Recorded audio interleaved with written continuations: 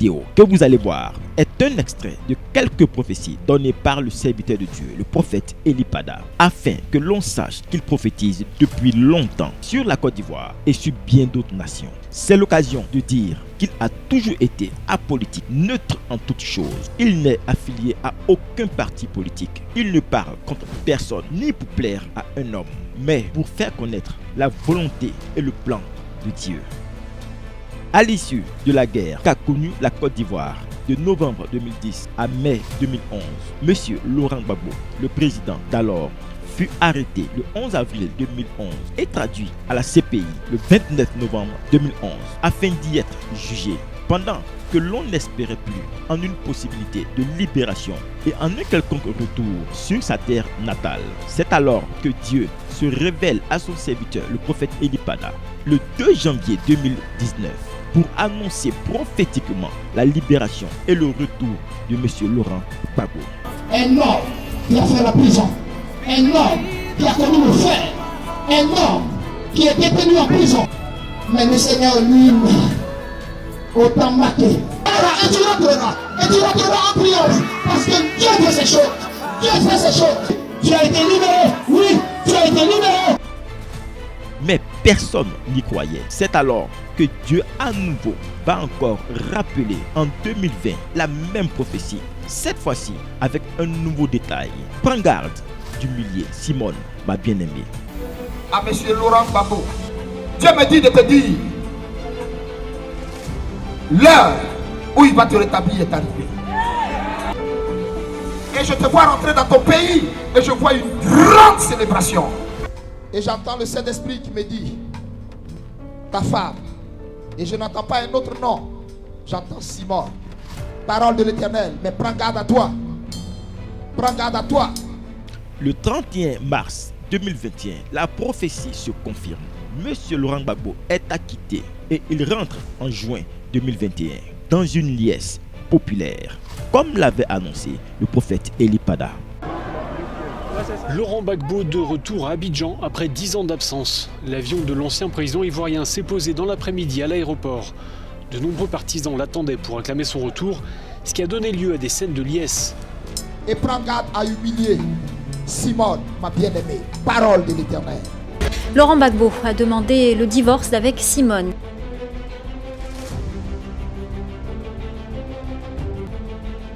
Voici une autre prophétie que nous voulons analyser avec vous.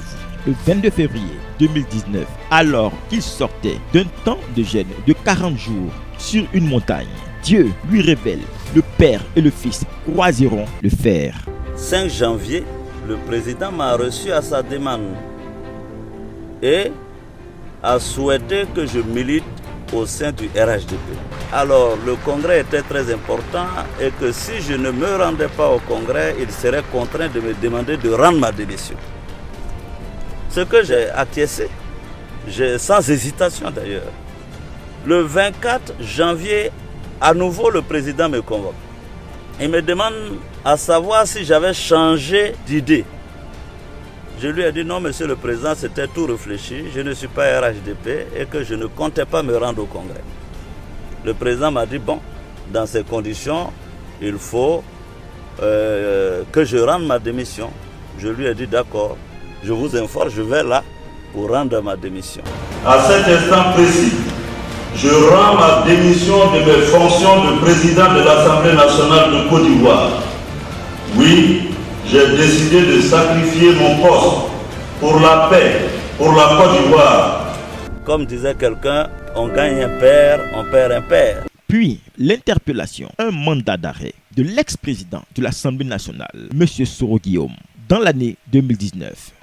De l'aéroport d'Abidjan jusqu'au siège du parti Génération et Peuple Solidaire, les forces de sécurité étaient présentes en nombre. Ces militants attendaient le retour de leur candidat Guillaume Soro.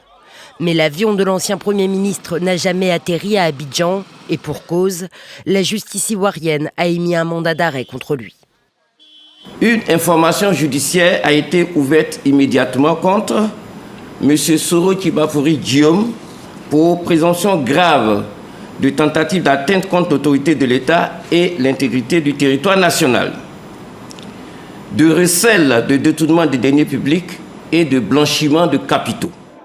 Il vient d'arriver à Accra contre sa volonté parce qu'en décollant du Bourget ce matin, il devait atterrir à Abidjan pour retrouver sa famille, pour retrouver ses amis et surtout pour prendre sa place dans le processus électoral en cours.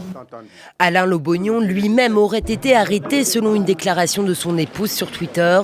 10 ans après la crise qui a fait au moins 3000 morts en Côte d'Ivoire, l'élection présidentielle s'annonce tendue. Jugez-en vous-même. Voici une compile de prophéties que Dieu a également annoncées par la bouche de son serviteur, le prophète Eli Pada. En pleine crise de coronavirus, cette pandémie mondiale qui a causé tant de frayeur dans le monde, le prophète Eli Pada, par l'œil du Saint-Esprit, donne d'abord la raison de la puissance meurtrière de cette pandémie sur le continent européen. Je veux maintenant faire connaître la voix du Seigneur. Les nations de la terre se sont égarées loin de la face de Dieu. Ils se sont perdus dans leur raisonnement. Les nations se sont fouvoyées. Vous savez pourquoi l'Europe est plus frappée? Ils ont voté une loi autorisant la pornographie dans leur école. La nudité aux enfants est enseignée dans les livres pour freiner la folie des hommes, pour freiner la folie des nations. Jusqu'alors, l'épidémie de Covid-19 était peut-être pour certains d'entre vous une idée lointaine. Elle est devenue une réalité immédiate, pressante. Le prophète, toujours poussé par le Saint-Esprit, va annoncer la veille de la Pâque de la même année que le Seigneur va faire souffler un vent qui va apaiser la férocité de cette maladie. Suivons ensemble. La Pâque est un jour de rachat. La Pâque est un jour de délivrance. Le Seigneur va faire souffler sa grâce sur toutes les nations, sur le pays. Il va faire souffler un vent qui va venir d'Orient et qui va emporter toute cette maladie loin de ce pays et loin des nations. Le prophète va aller jusqu'à donner la période où cette maladie va finir par devenir une maladie banale et donner également avec exactitude la période où la vie allait reprendre dans le monde entier. Les stades, les marchés et autres allaient à nouveau ouvrir. Écoutons-le. Avant le 12, le 13, la vie va reprendre partout dans le monde. Le coronavirus là, vous allez entendre, à partir d'aujourd'hui là, vous allez entendre le 12 au 13 mai, ça, on parlera de ça comme une vulgaire, une banale maladie. Écoutez encore bien la précision de la révélation. Avant le 12, le 13, la vie va reprendre partout dans le monde. Au regard du constat qu'aucun cas positif n'a été détecté depuis le 21 avril 2020, le couvre-feu est levé à compter du vendredi 8 mai 2020. À partir du 11 mai, nous rouvrirons progressivement les crèches, les écoles, les collèges et les lycées. Le déconfinement des populations se poursuit à des rythmes variés en Europe. Et puis en sport, une dernière nouvelle qui va donc ravir les amateurs de football. La Bundesliga va reprendre après le 15 mai. Les autorités allemandes ont donné leur feu vert. Le stade de la Juventus prêt à accueillir de nouveau un match de football. Tout un symbole dans cette Italie, pays le plus touché d'Europe par le coronavirus. Des pays sont en train de parler de déconfinement. D'autres même ont déjà commencé le processus. Et puis, vous allez voir que ça sera un fait banal. On ne va plus parler à quelqu'un pour dire mettez masque. Acclamez Jésus pour sa révélation. Pendant que ça fait ravage, pendant que les gens sont en train de casser certaines institutions, casser certaines choses par rapport à un vaccin, je suis en train de voir en Afrique, mais je vois le Nigeria. Pendant que je vois le Nigeria, je suis en train de voir les manifestations de Covid. Je vois ça dans un pays africain et je vois ça prend presque tous les pays de la sous-région africaine. En fait, les Africains, vous aviez pensé que vous étiez réellement à l'abri. Priez. Priez parce qu'un programme funeste 2021 se prépare contre vous. En fait, une version plus améliorée, simplement parce que certains d'entre vous, je ne sais pas si je vais dire votre organisme ou quoi, a résisté à cela, mais il y a quelque chose que je suis en train de voir. Mais je ne sais pas pourquoi je vois le Nigeria comme si on injecte, comme si on déverse. Je vois des paquets qu'on laisse comme au Nigeria et je vois quelque chose se forme. Après le Royaume-Uni et l'Afrique du Sud, c'est au Nigeria que les scientifiques ont découvert une nouvelle mutation du virus de la Covid-19. Mais la variante nigériane reste encore peu connue. There's much as we're supposed to do. Plus que la composition du virus, c'est sa transmission qui a récemment évolué. Nous constatons que dans un certain nombre de familles, nous pouvons parler de 3 à 5 personnes contaminées par un seul transmetteur, contrairement à ce que nous avions en avril et mai, où nous ne voyions pas les gens attraper le virus par un seul individu.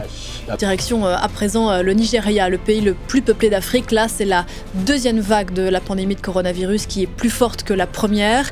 Elle a fait notamment exploser la demande en oxygène. Depuis fin novembre, dans le pays, les chiffres de malades atteints du Covid-19 ne cessent d'augmenter. Le port du masque est désormais obligatoire dans l'espace public au Nigeria et gare aux contrevenants. Au Nigeria, beaucoup de gens disaient que le coronavirus ne tue pas, en tout cas ne les touche pas. Et donc beaucoup de gens avaient commencé à ne plus du tout porter de masque. Et depuis cet hiver, les chiffres ont commencé à augmenter, surtout dans la capitale économique du pays, où il y a eu une véritable explosion. J'ai vu le décès d'une autorité politique influente en Côte d'Ivoire. Et cela se situe à partir du 7e mois de cette année où on est. J'ai la profonde douleur de vous annoncer que le Premier ministre Amadou Gon Coulibaly, chef du gouvernement, nous a quittés. Dieu va enseigner l'humilité à la race humaine. Tous les orgueilleux des nations seront rabaissés. C'est une année où les présidences à vie vont passer le relais, parce que le Seigneur va se lever au-dessus des nations. Tout un pays en deuil. À la télévision nationale, des prières et la lecture d'un passage du Coran. Le président tchadien Idriss Déby est mort, comme l'annonce ce communiqué du porte-parole de l'armée. Le président de la République, chef de l'État, chef suprême des armées, Idriss Déby Itno, vient de connaître son dernier souffle en défendant l'intégrité territoriale sur le champ de bataille. C'est avec une profonde amertume que nous annonçons au peuple tchadien le décès ce mardi 20 avril 2021 du maréchal du Tchad. Le président tchadien aurait succombé des suites de blessures reçues durant le week-end dans le nord du pays. Le chef de l'État militaire de carrière promu au rang de maréchal en août dernier s'était rendu sur le front, opposant son armée à des rebelles. Pour remplacer le défunt président désormais, son fils, Mahamat Idriss Déby Itno, général 4 étoiles à 37 ans et commandant de la redoutable garde présidentielle. Il préside le conseil militaire de transition, immédiatement instauré après l'annonce du décès de son père. À ce titre, il a dissous le gouvernement et l'Assemblée nationale et juré que de nouvelles institutions verraient le jour après des élections libres et démocratiques dans 18 mois, a-t-il promis. Coup d'État en Guinée, les putschistes ont capturé le président Alpha Condé dimanche et annoncé la dissolution des institutions. Le chef putschiste, le lieutenant-colonel Mamadi Doumbouya, promet un gouvernement d'union et pas de chasse aux sorcières. Je m'adresse au président sénégalais, le président Macky Sall. Ton intention de briguer un 3e mandat sera l'erreur la plus grave que tu aies faite de toute ta vie. Sa Majesté Macky Sall s'est évertuée ces dernières années à casser tout ce qui pourrait se présenter devant elle pour lui contester la couronne. La conséquence est dramatique puisque le voilà face au peuple qui visiblement a faim. La crise est à fleur de ventre, l'heure est grave. On va se battre avec Macky Sall. On ira jusqu'à la fin. On va se battre avec lui. Groupe de manifestants en colère qui jettent des pierres sur la chaussée, des obstacles de toutes sortes, qui brûlent des pneus. Certains véhicules également ont été calcinés. Vous voyez bien les forces de défense et de sécurité qui tirent des gaz lacrymogènes pour les dissiper. Je suis dans l'esprit. Alors que je suis dans l'esprit, je vois 2 partis politiques ivoiriens qui vont connaître un coup dur. Le FPI et le RHDP. Le FPI et le RHDP. C'est comme si je suis en train de voir 2 morts dans ces 2 partis politiques. Mes chers compatriotes, notre pays est en deuil. J'ai l'immense douleur de vous annoncer le décès du Premier ministre Ahmed Bakayoko, chef du gouvernement, ministre de la Défense, ce mercredi 10 mars 2021, en Allemagne, des suites d'un cancer.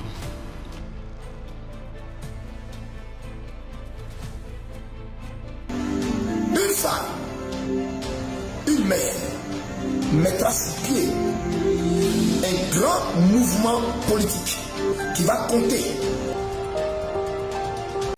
À 73 ans, Simone Eyive Gbagbo ne quitte pas la piste. Le 20 août, elle a fêté le lancement de son propre parti politique, le mouvement des générations capables. Nous sommes lancés et comme un flot puissant, nous atteindrons la berge de la Côte d'Ivoire nouvelle, transformée, modernisée.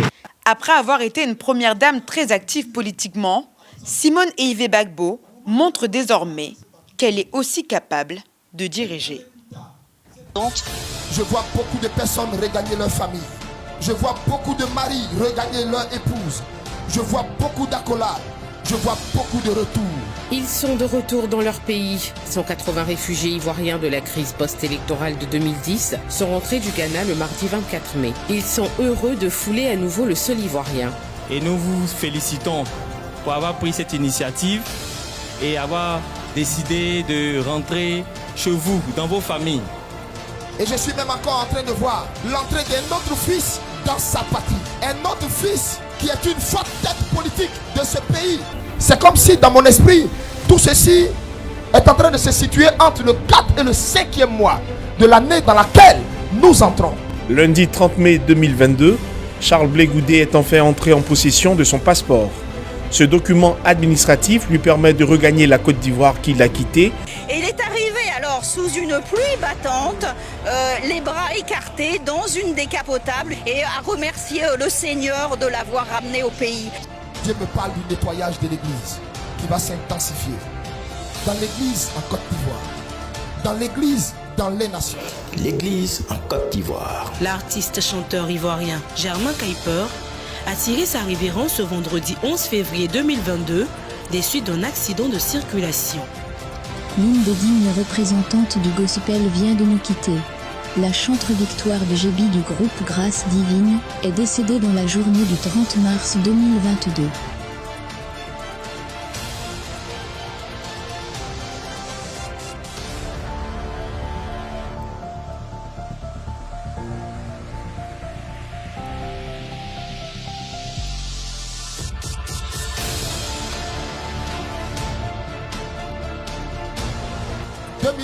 Année de grands bouleversements sur le plan politique dans les nations. Le pouvoir de Roch Kaboré a échappé à un coup d'État, une tentative de coup d'État. Peuple du Burkina Faso.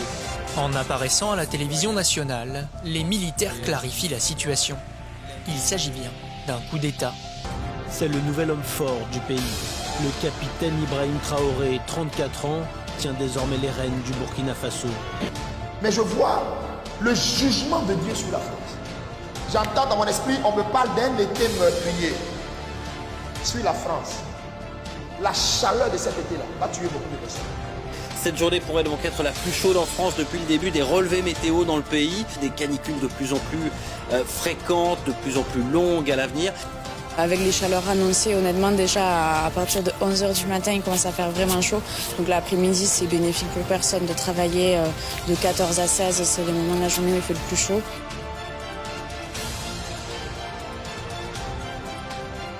Mais je vois comme l'économie interne de la France prendre un coup, un véritable coup. Instabilité géopolitique, crise de l'énergie, pénurie alimentaire, inflation. Le moins que l'on puisse dire, c'est que la situation économique se dégrade. Je n'arrive plus à vivre de mes revenus. Sur le marché de l'électricité, le mégawattheure coûte 10 fois plus cher qu'il y a un an. Il y a des gens riches qui peuvent faire le plein maintenant. On n'arrive pas à s'en sortir. Le 5 du mois, quand toutes mes factures, mon crédit maison est passé, il me reste 0.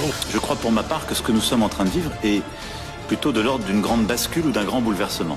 Les États-Unis d'Amérique vont encore pleurer cette année. Ils vont pleurer cette année. Des panneaux de signalisation à terre, des toitures arrachées, des rues inondées. Des pluies torrentielles et des rafales de vent à plus de 180 km/h ont semé le chaos en Floride. À Naples, dans le sud-ouest de l'État, les rues sont entièrement submergées. Les vents polaires ont tout gelé. Transformer les rues de la ville de Buffalo en coulées de neige. Figer les maisons situées au bord du lac Erie en immenses congères. Voici l'élection Miss Land. J'ai vu la Miss de Côte d'Ivoire où les statistiques lui donnaient gagnante. Mais dans le monde spirituel, il y a eu un complot parce que ça leur faisait mal qu'une Africaine précisément de l'Afrique de l'Ouest gagne.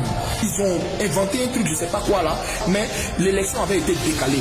Le comité d'organisation de Miss Monde a décidé du report de la finale de ce jeudi 16 décembre 2021 en raison d'un véritable problème sanitaire constaté, notamment la contamination de plusieurs candidates à la Covid-19.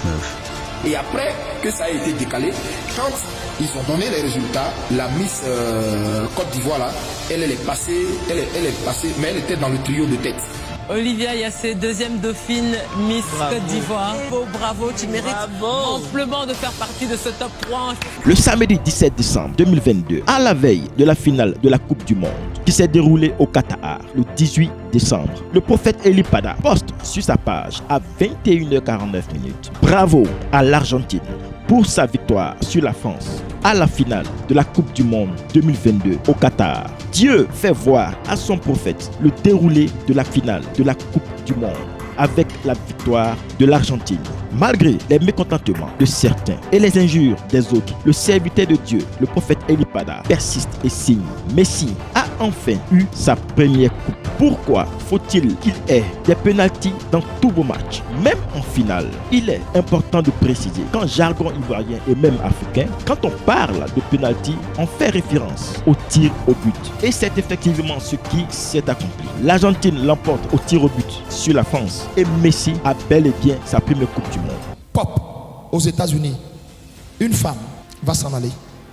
Tina Turner, légende de la soul, de la pop et du rock'n'roll, est décédée ce mercredi, a annoncé son agent. Je vois le départ de deux généraux aux États-Unis. L'un des deux est déjà connu du nom de Charles Stanley, pasteur de la première église baptiste d'Atlanta. Il a tiré sa révérence le 18 avril 2023 à 90 ans.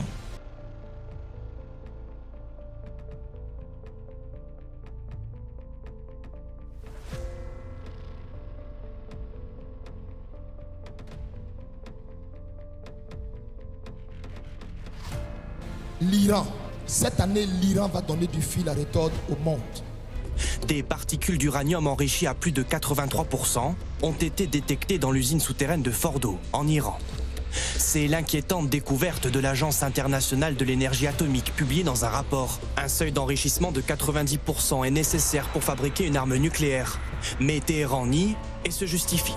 Le rapport accuse aussi la République islamique d'avoir augmenté ces derniers mois son stock d'uranium enrichi, dépassant de 18 fois la limite autorisée. Hier, un haut responsable de la défense américaine a averti le Congrès des États-Unis. Les Américains sont maintenant comme des morceaux de viande entre nos dents. On peut toucher des bateaux américains dans un rayon de 2000 km. Je voudrais dire ceci ici. Au PDCI EDA, une page s'est tournée. Et elle s'est tournée définitivement. Parce que le PDCI EDA va être frappé par un deuil. Tout le monde va être surpris par la nouvelle. Parce que personne n'aura vu ça venir. Henri Konan Bédié, président du Parti démocratique de Côte d'Ivoire et ancien président de la République, a brusquement quitté le monde des vivants à la suite d'un malaise. Bonne nouvelle va arriver au Zimbabwe. Ils vont découvrir dans le sous-sol du Zimbabwe quelque chose de précieux, de rare pour 2023. Invictus Energy, une entreprise pétrolière australienne, a révélé la découverte d'un gisement d'hydrocarbures dans le nord du Zimbabwe. Les échantillons prélevés ont confirmé la présence du pétrole, d'hélium et d'un gaz naturel de haute qualité. C'est l'heure du Gabon. Le Gabon n'échappera pas au passage du Saint-Esprit. 2022 jusqu'à fin 2023, le Gabon n'échappera pas. Juste avant que 2023 n'arrive à son terme. Quand je parle à son terme, je ne parle même pas du 9e mois de 2023. Je dis aux Gabonais qui sont dans le temps de leur délivrance. Mais l'Éternel lui-même va faire en sorte que la gloire lui revienne. Ça va être comme un soulèvement qui va surprendre. La gloire de Dieu a visité cette nation-là pour la libérer de l'emprise maçonnique. Il y a comme un souffle, un vent nouveau qui passe sur le Gabon. 64. Aussitôt l'annonce des résultats de l'élection présidentielle, Ali Bongo réélu, des militaires font irruption à la télévision. Nous avons décidé de défendre la paix en mettant fin au régime en place. Des soldats de l'armée régulière, des policiers et un homme porté en triomphe à la tête de ce coup d'État, le commandant en chef de la garde républicaine. La main de Dieu plane sur le Burkina. Des tentatives de déstabilisation vont échouer. Il y aura des tentatives, mais cela va échouer. Dans un communiqué lu mercredi soir à la télévision nationale, le gouvernement confirme la rumeur qui courait depuis plusieurs jours. Le gouvernement de la transition informe l'opinion publique qu'une tentative avérée de coup d'État a été déjouée ce 26 septembre 2023 par les services de renseignement et de sécurité burkinabais. Ce jeudi, le parquet militaire annonce l'arrestation de 4 officiers. Il précise que 2 autres sont en fuite, tous soupçonnés de complot contre la sûreté de l'État. Guinée-Conakry, écoute la voix de ton Dieu. Les turbulences ne sont pas finies sur ton sol. Oui, je te le dis, les turbulences ne sont pas finies sur ton sol. Il y aura encore une autre tentative de coup d'État en Guinée pour chercher à enlever le corps habillé qui est là. Il y a quelqu'un qui va tenter à nouveau un autre coup d'État parce qu'il a pris goût au pouvoir par le passé. Il va s'aimer un vent de manipulation. Je vois ça clair dans mon esprit. Et je suis en train de voir une tentative.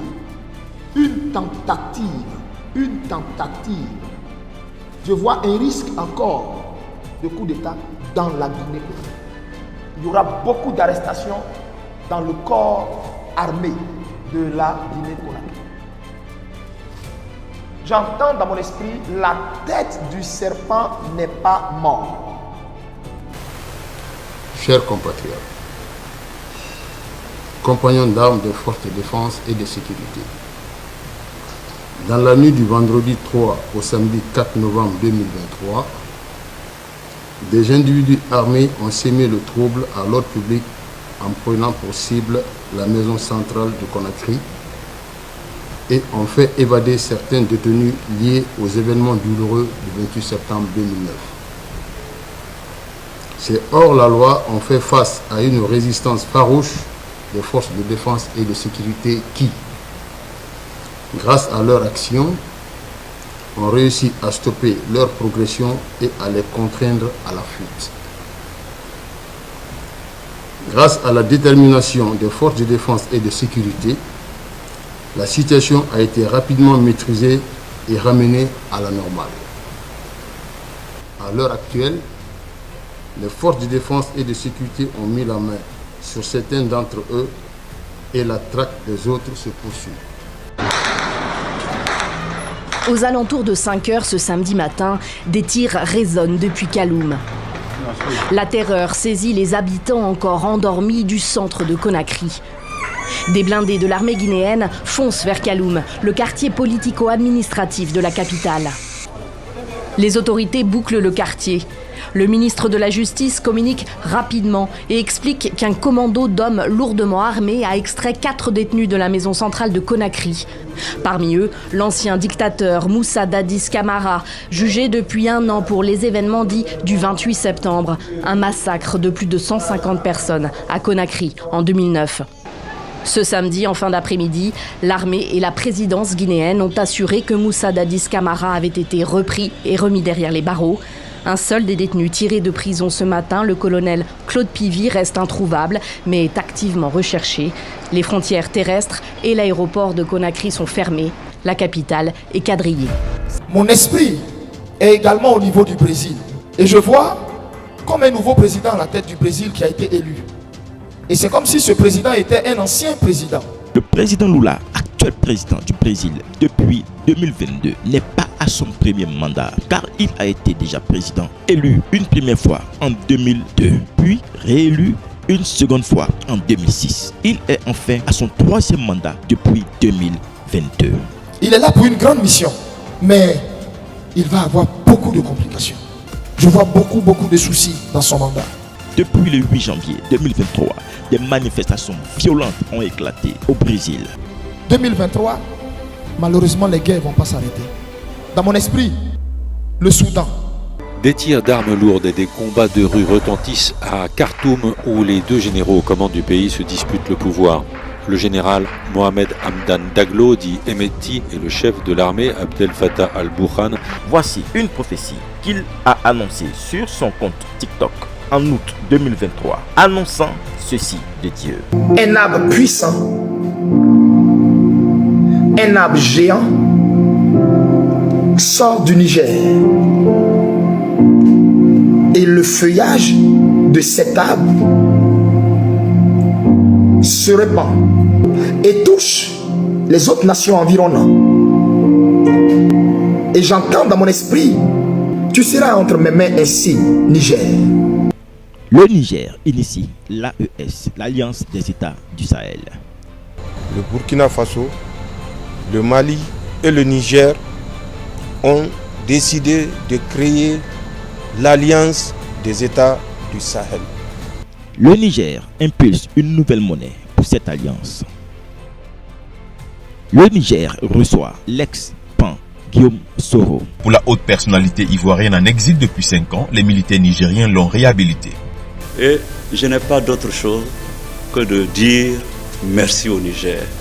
Le retrait des Français avait rapidement été exigé par les généraux nigériens dès leur arrivée au pouvoir. Et le président français Emmanuel Macron avait annoncé leur départ fin septembre. Vous avez là la preuve que le Niger étend son feuillage tel un arbre géant, comme l'avait prédit le prophète. Je vois un homme politique togolais emprisonné. Je vois sa libération. Pachak Dassingbe avait été arrêté en avril 2009, accusé de complot contre le chef de l'État togolais élu 4 ans plus tôt. Il est arrivé au Gabon pour s'y faire soigner. Détenu depuis près de 14 ans pour atteinte à la sûreté de l'État, Pachak Dassingbe a été évacué vers le Gabon pour des raisons sanitaires. Il s'est envolé le 23 mars à bord d'un vol spécial à destination de Libreville, selon RFI. La main du Seigneur frappe de tous les côtés. Regardez ces images de Brésil, ce qui s'est passé au Brésil. Il y a eu carnaval, leur carnaval de 2023. Le peuple s'est permis de se moquer des dieux. Dans leur carnaval, ils ont élevé le diable. Ils ont adoré Lucifer. Ils ont blasphémé le nom de Dieu. Ils étaient là dans la joie, en train d'adorer Lucifer. L'homme de Galilée bien-aimé. Regardez cette image. Ils sont en train de montrer que non, c'est Lucifer qui a battu Jésus-Christ. C'est Lucifer qui a gagné la bataille. Ils se sont moqués, bien-aimés. Mais Dieu, on ne se moque pas de Dieu. On ne se moque pas de Dieu, mes amis. Et regardez comment est-ce que Dieu a frappé. Il a frappé par l'eau. Il a frappé par le tremblement. Il a frappé par le feu. Bien aimé, le carnaval n'était pas fini. Le premier jour, ils ont commencé à se moquer de Dieu. Le deuxième jour du carnaval, bien aimé, la colère de Dieu s'est abattue sur le peuple. Dieu a montré une fois de plus qu'il est le Dieu d'Élie, le Dieu qui peut faire descendre le feu. Dieu a montré une fois de plus qu'il est bien-aimé, c'est lui qui a détruit Sodome et Gomorrhe. Dieu a montré une fois de plus, bien-aimé, que c'est lui qui est le roi de rois, le seigneur de seigneurs, que le diable n'a aucun pouvoir parce qu'il est Dieu dans les cieux, il est Dieu sur la terre, il est Dieu sous la terre. Il y aura beaucoup de bruit sur le sol français cette année. Beaucoup d'agitation, de tumulte, beaucoup de mécontentement, beaucoup de grèves. Ce chef d'État aura le mandat le plus compliqué. La place de la Concorde à Paris est rapidement devenue le centre du rassemblement. Les manifestants ont convergé par milliers pour faire entendre leur colère au gouvernement. Le gouvernement a préféré déclencher le 49.3, une procédure constitutionnelle qui permet de contourner le vote des élus.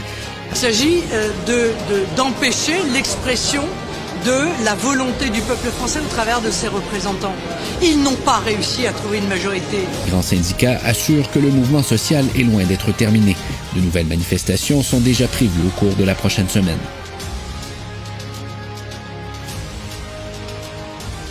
Raffineries, centrales nucléaires, RATP ou encore SNCF. Les appels à la grève pour une hausse des salaires se multiplient. Une note du renseignement territorial mentionnée par le Parisien alerte sur le risque de contagion du mouvement à d'autres branches professionnelles. La pénurie des carburants met le feu aux poudres dans tout le pays. Hier, la course avant l'arrêt des trains. La grève de la SNCF a débuté ce soir, 19h. Alors beaucoup de voyageurs se dépêchent pour ne pas se retrouver bloqués. 2 TER sur 10 et aucun intercité. Ce ne sera pas mieux en ville. Avec des métros et RER au compte-gouttes à Paris, des bus au ralenti à Lille et des trams à l'arrêt à Nice. Côté aviation, un vol Air France sur 10 sera annulé. Des difficultés de transport qui poussent beaucoup de Français à limiter leurs déplacements. Vides, de nombreuses classes le seront demain également. D'après les syndicats, la moitié des enseignants du public devraient faire grève. Le mouvement sera aussi suivi dans plusieurs municipalités partout en France, comme ici à Port-de-Bouc. Le maire sera gréviste, tout comme 80% des employés municipaux. Ailleurs, d'autres services publics seront aussi fermés. Les piscines, les bibliothèques ou encore les salles de sport communales. Qui se promènent. 8 jours que les poubelles ne sont plus ramassées à Paris. Et je vois des gens venir à Dieu en masse. Maintenant, ça fait 14 jours que à Asbury, dans l'université de Asbury, dans le Kentucky, aux États-Unis, qu'il y a un réveil qui a lieu. Les gens sont venus de partout, poussés par l'esprit, ils sont venus, se sont ajoutés, et ça fait 14 jours que le culte ne s'est plus arrêté. Après le cas des 46 soldats ivoiriens détenus au Mali, il y a un autre conflit qui va s'élever entre le Mali et la Côte d'Ivoire. Sous peu. J'informe les Ivoiriens. Prions pour ne pas tomber dans ce genre de choses. Il y aura un autre conflit qui va s'élever entre le Mali et la Côte d'Ivoire, et un autre conflit qui va se lever entre le Burkina et la Côte d'Ivoire au niveau de la frontière. Au niveau de la frontière Côte d'Ivoire-Burkina. Un conflit va se lever là. Un conflit, je répète, va se lever là. Au niveau de la frontière Côte d'Ivoire-Burkina. 19 septembre 2023, 2 octobre 2023. 12 jours que 2 éléments de la gendarmerie nationale de Côte d'Ivoire sont détenus par les autorités du Burkina Faso. La détention prolongée de ces gendarmes intervient 9 mois après l'épisode des 49 soldats ivoiriens qui étaient détenus au Mali. Allons-nous vers un remake de la même situation? Selon certaines informations, ces gendarmes se sont retrouvés par inadvertance à Yar Kwame, un village frontalier burkinabé, où ils ont été arrêtés alors qu'ils prenaient en chasse des clandestins. Depuis, ils ont été conduits à Ouagadougou, la capitale, où ils sont détenus. Des démarches entamées pour leur libération sont restées vaines jusque-là. 2 soldats ivoiriens arrêtés sur le sol burkinabé. Mardi 19 septembre 2023, 2 gendarmes ivoiriens qui se trouvaient sur un site d'orpaillage à la frontière ivoiro-burkinabé rapportent un message échangé entre les autorités ivoiriennes dont APA a obtenu copie. Le message fait cas de l'arrestation et de la détention au Burkina Faso de 2 gendarmes appréhendés sur un site d'orpaillage clandestin appelé Kwameya depuis le mardi 19 septembre 2023. Toutefois, les autorités des 2 pays sont en pourparlers pour obtenir la libération des gendarmes détenus à Ouagadougou. Un très gros scandale, mais très gros scandale. On a entendu des scandales, mais un très gros scandale va venir du Vatican. Et ce scandale va créer un exode en masse du Vatican. Le pape qui est assis sur le Vatican va être le centre de ce scandale. C'est désormais chose faite, une première pour l'Église catholique. L'annonce a déclenché une avalanche de critiques au sein de l'aile ultra-conservatrice de l'Église catholique qui considère les ouvertures vis-à-vis des minorités sexuelles voulues par le souverain pontife comme une atteinte portée à la doctrine et à la foi catholique. Sujet délicat qui divise au sein de la communauté catholique. Reportage à Paris, Caroline Baudry. C'est tout bonnement scandaleux. L'homosexualité, dans la foi catholique et dans la doctrine catholique, ça reste un péché. Devant cette situation, nous, vos frères, les archevêques et évêques catholiques de Côte d'Ivoire, vous adressons ce message pour vous inviter au calme et à la sérénité dans la foi. Soutien et maintien, sans équivoque, la doctrine traditionnelle du sacrement de mariage. Il n'est donc pas question de reconnaître le mariage homosexuel. C'est-à-dire qu'on ne va pas célébrer le mariage, mais si un couple homosexuel vient, ou des lesbiennes, qui vient dire à mon père, bénissez-moi ou bénissez-nous, moi je dois dire, je te bénis, je vous bénis, au nom du Père, du Fils et du Saint-Esprit. Ils appellent des thèmes compliqués, hors liturgiques et tout ça, c'est la bêtise humaine. Parce que béni, ça veut dire que je cautionne, c'est pas vrai, que ce que tu fais est bien. Donc, si je te bénis, je ne peux plus te dire, il faut quitter dedans. Et puis moi, jeune, je vais lever ma main, prête pour dire, je t'ai béni. On va où? Comment on peut bénir le péché? Ne comptez pas sur moi pour bénir, vous les homosexuels, là, ne comptez pas sur moi. Hein. Si vous venez, je vais vous engager avant de... Si je vois un homosexuel ou quoi qui venait devant moi pour dire Père Eugène, en tout cas, allez dire, le Père Eugène a déjà dit ça, allez dire, par lui-même il sait. Bientôt on va faire des réseaux, nous tous on va parler dessus. Bien-aimé, si l'on reconnaît un vrai prophète par l'accomplissement de ses prophéties, alors force est de reconnaître que le serviteur de Dieu, le prophète Élie Pada, en est un.